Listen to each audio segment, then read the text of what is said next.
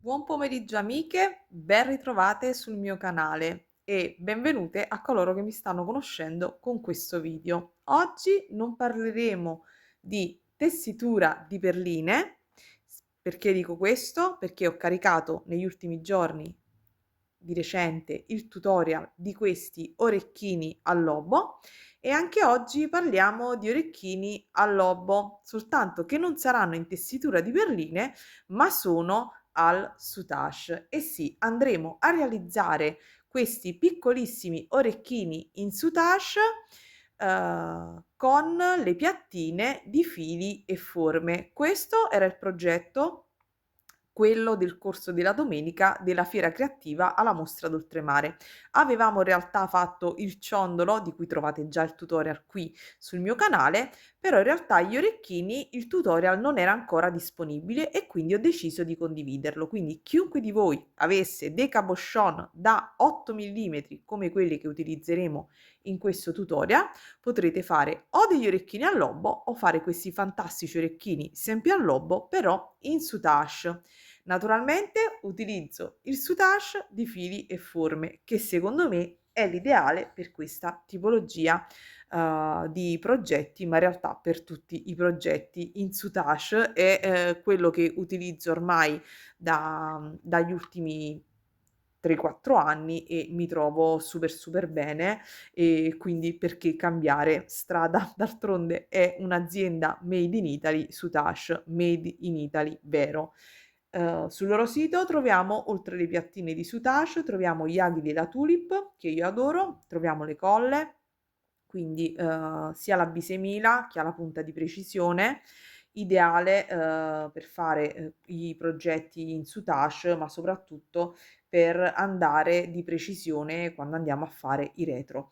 Ok, adesso questi sono terminati. Nel video vedrete la cucitura di questa colorazione, io poi ne avrò qualcun altro perché questo progetto era il progetto tra virgolette macarons ispirato ai colori dei macaron, i nostri amatissimi pasticcini, ispiravano i colori. Vi lascio quindi al tutorial, vi lascio al codice sconto per chi volesse acquistare sul sito di Fili e Forme, c'è il codice sconto Briga5, vi metto comunque tutti quanti i link utili di riferimento. Vi lascio al tutorial e come sempre buona creatività a tutti. Mi raccomando, lo dico sul serio, con il cuore, se vogliamo portare avanti la creatività, andare avanti con il mio canale, ho bisogno veramente del vostro supporto, quindi commentate se avete domande. Io rispondo tanto a tutti, veramente. Se avete delle idee, delle proposte, portiamo avanti la creatività, che è un modo sano di impiegare veramente il proprio tempo. Quindi io sono super, quindi io sono molto contenta veramente di rispondere e sono contenta quando leggo i vostri commenti. Quindi iscrivetevi al canale, commentate e fatemi sapere che ne pensate. Quindi per quanto riguarda tutto il resto, andate a leggere sempre nell'info box tutte quelle che sono le informazioni. Cosa ci servirà? Per ogni orecchino, con un cabochon di 8 mm per un orecchino più o meno di questa dimensione, ci vorranno circa 25 centimetri di piattina soutache. Io utilizzo queste di file e forme, queste sono quelle, vedete, glitterate, quindi non sono le Gustus che sono tinta unita, ma queste sono la tipologia brillante, quindi quando andate sul sito trovate varie tipologie, la brillante è molto bella e facile da cucire. Vedete, è morbida ma comunque sostenuta e quindi facile da cucire. Quando intendo morbida intendo la consistenza che riuscite tranquillamente vedete, a lavorarla, però è sostenuta, nel senso che non cade dalle mani quando si va a cucire, quindi secondo me questa è veramente l'ideale. Quindi 25 centimetri di piattina, vi servirà naturalmente il cabochon da 8 mm, vi servirà un perno da incollo perché stiamo realizzando degli orecchini al lobo. Io vi consiglio sempre in acciaio, quindi un perno per orecchini a lobo che dopo andremo a incollare, vedete qui già è stato incollato, questo è da 8, ma potrebbe andare bene anche da 6. Io vi consiglio 8 della stessa dimensione del cabochon e il gioco è fatto. Vi serviranno dei pezzettini di ultra suede per rivestire poi il retro del nostro orecchino, perché non si dovranno vedere le cuciture, vi serviranno naturalmente delle forbici, vi servirà la colla per incollare il cabochon alla base, che in questo caso io ho utilizzato un piccolo pezzettino di beading foundation, ma potreste utilizzare anche un pezzettino di ultra suede oppure di feltro. Quindi queste sono le colle adatte. Dopodiché vi servirà del filo da cucitura. Naturalmente potreste utilizzare del filo di nylon, cioè quello trasparente, la lenza sottile di dimensione adeguata al lago che avete. Nel mio caso questo è un tulip, anzi lo vado a prendere, è un tulip numero 10 che per il soutache è perfetto. Io utilizzerò questo filo colorato della Miyuki, altrimenti non vedreste le cuciture. Naturalmente se decidete non vedete come cuce, quindi il tutorial non avrebbe senso. Infatti vedete che il primo io l'ho cucito con un filato diverso. Naturalmente ai fini del video andrò a utilizzare questo, così lo vedrete. Prendetelo quindi di un colore coordinato se decidete di utilizzare del filo colorato Miyuki. Posso usare del filo normale da cucito? Se siete alle prime armi non mi sento di dirvi di non poterlo usare. Potete usarlo per fare delle prove, poi naturalmente se decidete di fare delle cose tra virgolette fatte bene, è meglio acquistare dei fili che vengono studiati apposta per prestazioni particolari per la realizzazione di bijou, che sia il Miyuki o che sia anche quello di nylon, però il filo da cucito normale non ha le stesse prestazioni di un filo che è stato studiato e realizzato per fare bijou. Ok, bando alle ciance.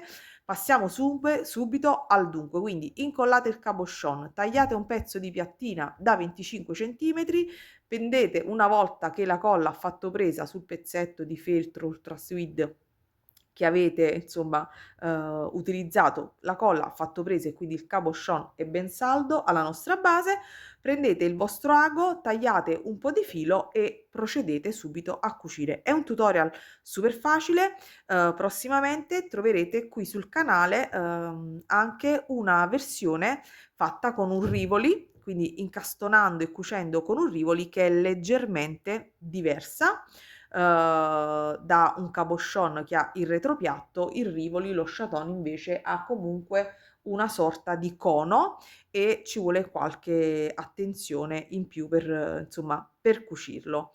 Fate naturalmente un nodino alla fine del vostro filo, tagliate una gugliata di filo che non sia più grande di più lunga di 50-60 centimetri, perché altrimenti diventa più una difficoltà a cucire tra le piattine, il filo che si può attorcigliare e anziché agevolarvi vi porta difficoltà nella cucitura. Ok, quindi andate a vedere il verso delle piattine, lo dico sempre, lo dico all'infinito, se siete alle prime armi non importa, specie con questa tipologia di piattine, non si noterà il verso, il dritto ed il rovescio, però a onor del vero le piattine in genere hanno un verso, la parte più bella visivamente in genere è il dritto, quella più frastagliata è il rovescio. In questa tipologia non si nota tanto perché come vedete sono più o meno la stessa cosa, ma su determinati tipi di piattine questa differenza potrebbe notarsi. Quindi, in genere quando andate a vedere le piattine c'è un filamento, vedete è un cordino trecciato che forma una sorta di V. Quando vedete questa V, in genere il lato sinistro è il dritto del vostro lavoro, ma osservate il lato più bello e quello sarà il dritto. Ok, adesso quindi questo è il mio dritto e io devo andare a cucire. Naturalmente questo, come vedete, l'ho cucito in verso orario, questo lo andrò a cucire in verso antiorario perché mi piacciono che siano a specchio, quindi che non siano uguali. Se poi li fate uguali perché non vi trovate a cucire in modo diverso, va bene uguale, ce lo facciamo andare bene lo stesso, tanto siete qui per imparare. Mi raccomando, lasciatemi un like. Per favore, veramente, lo dico con tutto il cuore, scrivetemi nei commenti, perché per me venire qui sul canale e pubblicare delle cose senza avere dall'altro lato un commento, una richiesta, una domanda a cui rispondere è veramente molto triste. Quindi noi creator siamo qui su YouTube perché ci piace condividere, quindi commentate, fate domande e se posso sarò veramente ben contenta di rispondere e di soddisfare le vostre richieste. Okay, penso di essere stata abbastanza chiara.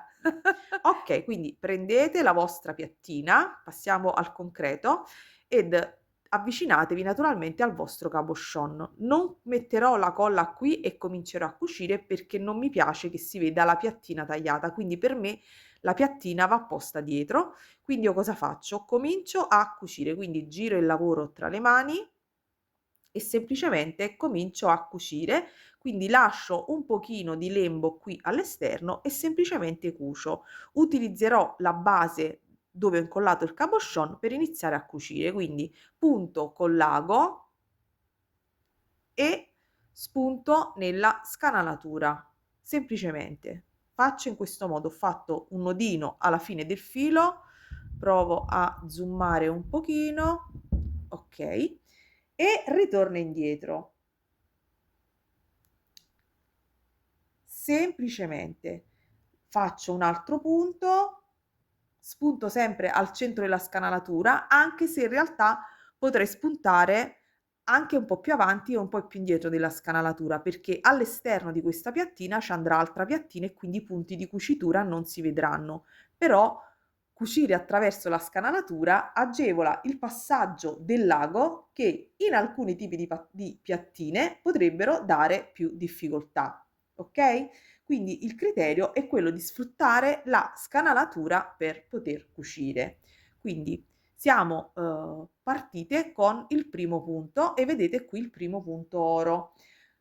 Avete visto, spero che abbiate visto altri tutorial sul mio canale in cui mostro il punto di cucitura come ho fatto in questo momento, e cioè punto sul lago, scusate, punto lago nella mia base e spunto nella piattina. Vedete, tengo cabochon e piattina tra le mani, poi mi sposto in avanti sulla mia piattina, sulla scanalatura e poi mi porto in basso, sempre considerando che qui davanti, cioè su questa piattina, ce ne andranno delle altre. Se invece questa fosse l'ultima piattina, allora farei in questo modo. Quindi darei un punto più largo, mi sposto quindi di un mezzo centimetro, di 4, 3, 4 millimetri nella base e poi invece su darei un puntino microscopico perché questo punto non si dovrebbe vedere. Come vedete ho dato un punto oro su questo glicine viola piccolissimo e quindi non si vede. Questi sono i criteri per cucire il sutaccio, quindi punti più grandi sulla base e sul rovescio. Quando andiamo invece nella scanalatura dobbiamo dare dei punti piccoli perché specialmente all'esterno i punti non si dovranno vedere. Ora, visto che dobbiamo fare una sorta di girandola, possiamo utilizzare un altro punto che è un pochino più veloce e ci agevola in questa operazione. Qual è questo punto? Non so come chiamarlo, io lo chiamo a raggiera perché vado proprio a disegnare dei raggi. Naturalmente sfrutto sempre all'inizio la mia base di cucitura perché devo aggrapparmi a qualche cosa e poi anziché andare nella scanalatura vado in basso e mi sposto un pochino. Quindi ripunto, vedete, nella mia base. In questo modo, quindi si crea questa sorta di raggio, mi sposto un pochino e vado nella scanalatura più in avanti. Quindi mi sposto, sto cucendo in questo senso e quindi continuo così e vado verso il basso e ripunto e prendo la scanalatura. Naturalmente potete anche utilizzare il punto che vi ho mostrato all'inizio. Quindi sono le 2 opzioni. Adesso naturalmente dobbiamo continuare a cucire. Io adesso continuerò con il punto classico, però volevo mostrarvi, questa tipologia di punto che vedrete più in avanti è comodo quando si comincia ad avere un po' di spessore alla nostra, "girandola" tra virgolette. Quando arrivate a uno spessore più ampio, fare questa sorta di raggiera è più comodo per cucire e muovere la piattina tra le vostre mani.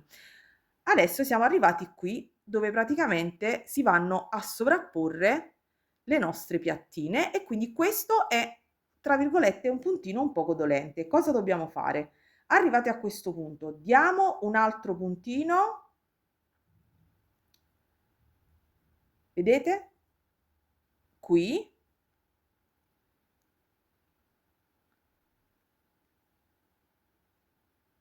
In questo modo abbiamo avvicinato quindi la piattina al nostro cabochon. La parte iniziale la dobbiamo andare a girare sul retro e questa invece deve passare sul davanti e dovete cercare di rendere questa unione la più armoniosa possibile, ok? Quindi non fate venire cose di questo tipo o piattine che vanno dietro, cercate di restare morbide e di cucire in modo più agevole. Quindi vedete, io delicatamente giro questa piattina, accosto questa superiormente, mi giro il lavoro e vado a dare un puntino. Dove vado a dare il mio puntino? Lo vado a dare qui, ok? Ed unisco le 2 piattine. Mantengo e proseguo. Proseguo la mia cucitura facendo, come vedete, questo movimento per livellare le 2 piattine. Proseguo così. Arrivata a questo punto, che naturalmente vedete ho un po' più di spazio, posso anche pensare di lavorare come vi ho mostrato poc'anzi, cioè a raggiera, così in questo modo, poi mi sposto e vado e continuo così, avvicino e riesco facilmente a prendere più piattine e a cucirle insieme e a creare una base solida. Naturalmente adesso ecco, possiamo andare a tagliare questa parte di soutache che avevamo lasciato per agevolare la cucitura e girare il lavoro sul retro, ma adesso non ci serve più e quindi semplicemente continuo a cucire in questo modo. Ecco, verso l'ago, aspettate, ogni tanto succedono queste cose, ok, perdonatemi, e continuo a cucire in questo modo, individuando quindi scanalatura e piattine e muovendomi in modo agevole, esercitando quindi sempre la stessa pressione. Fate questa operazione naturalmente fino alla dimensione che desiderate che sia il diametro della vostra girandolina. A me questi orecchini al lobo non piacciono delle girandole grandissime, quindi in genere faccio 4-5 giri. Naturalmente adesso andrò a vedere l'altro quanto l'ho fatto grande perché devo regolarmi che sull'ultimo giro non dovrò naturalmente fare questi punti di cucitura, altrimenti si vedrebbero, ma andrò a fare dei piccoli puntini. Quindi procedete in questo modo, spero di essere stata chiara, ve lo mostro ancora un paio di volte, quindi cucio proprio così in questo modo e vedete che riesco a prendere più piattine insieme e a cucirle per bene in modo stabile.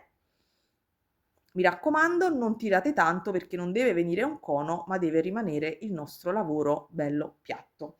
Ok, quindi continuo, ve lo mostro l'ultima volta, ma veramente non c'è niente di complicato, non vorrei fare un video di un'ora per una cosa facile e quindi procedete così fino a quando vi sarete rese conto di voler fare l'ultimo giro.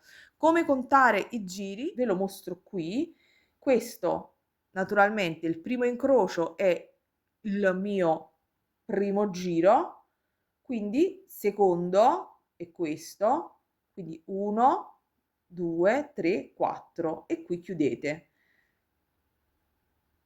Quindi qui avete chiuso il primo, qui avete il secondo, qui avete chiuso il terzo e questa è la chiusura del quarto. Poi se guardate qui di lato 1, 2, 3, 4, cercate di chiudere più o meno in corrispondenza di dove avete iniziato il giro, cioè se iniziate qui non chiudete qui, altrimenti un lato della girandola vi verrà più stretto e quindi diventerà un po' più ovaleggiante, quindi cercate di regolarvi in questo modo.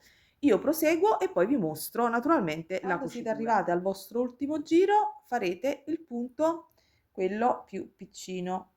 Quindi semplicemente vi spostate un pochino, individuate e puntate 2-3 piattine, non necessariamente tutte quante, uscite attraverso la scanalatura, date un puntino microscopico e riscendete in basso e poi vi spostate un pochino.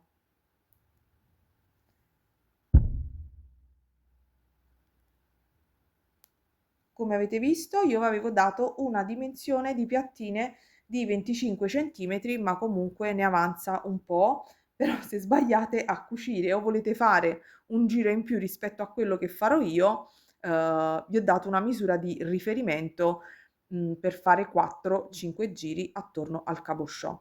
Okay, continuo fino a trovarmi, in corrispondenza del mio inizio, quindi do questi puntini piccolissimi fino a che non mi trovo qui in basso. Quando siete arrivati a questo punto dove c'è l'inizio e quindi vedete che ci sono 4 da un lato, 4 da un altro, 4 su e qui c'è l'incrocio, quindi per renderlo sferico, rotondo, non sferico, scusatemi, quando arrivate a questo punto dovete più o meno regolarvi e dare un ultimo puntino qui per saldare e chiudere dove c'è la nostra corrispondenza, quindi do un puntino piccolo piccolo qui sull'esterno, dopodiché andrò a girare la mia piattina. Ecco, non taglio la piattina qui e metto la colla perché comunque si vedrà, ma procedo in questo modo. Adesso 1 millimetro in più, 1 millimetro in meno, non ha tantissima importanza ai fini del cerchio, ecco. Siamo più o meno qui, potrei andare anche qualche millimetro più indietro. L'importante è non andare troppo avanti o troppo indietro. Diciamo che così può andare. Quindi cosa faccio? Semplicemente fisso la mia piattina in questo modo. Scusatemi. Quindi vado e do un po' di punti sia in trasversale, quindi per fissarla qui, mi raccomando sull'esterno sempre punti piccolini e do qualche punto anche qui per fissarla alle piattine che ci sono sotto. Dopodiché non vi resterà che punzecchiare un pochino di piattina soutache, girare con il filo intorno, tirare e avete fatto il vostro nodino. Tagliate naturalmente il filo in eccesso e tagliate anche la piattina di soutache. Ok? Ok, quindi tagliata la piattina di soutache, il nostro orecchino praticamente è quasi finito. Cosa manca? Vado a prendere l'altro orecchino perché voglio mostrarvi il retro. Tecnicamente dovete prendere il vostro perno ed incollarlo alla vostra base. Adesso se volete indossare l'orecchino centrato, lo metterete proprio al centro. Se vi piace invece che l'orecchino, cioè questa parte stia un po' più in basso al vostro lobo, allora lo andrete ad incollare nella parte superiore. Io adesso qui vado a prendere per farvi vedere il retro perché la colla qui già fatto presa, quindi è più facile. Quindi ho incollato semplicemente al centro, vado a prendere il pezzettino di Ultra Suede, vado a fare un piccolo taglietto o vado a forare con un piccolo ago. Ecco qua, prendiamo un aghetto e vado a scaldare e vado a forare, ma potete anche fare un micro taglietto con le forbicine, starà a voi. Io naturalmente qui l'ho messo al centro e quindi più o meno vado al centro del mio quadratino di Ultra Suede.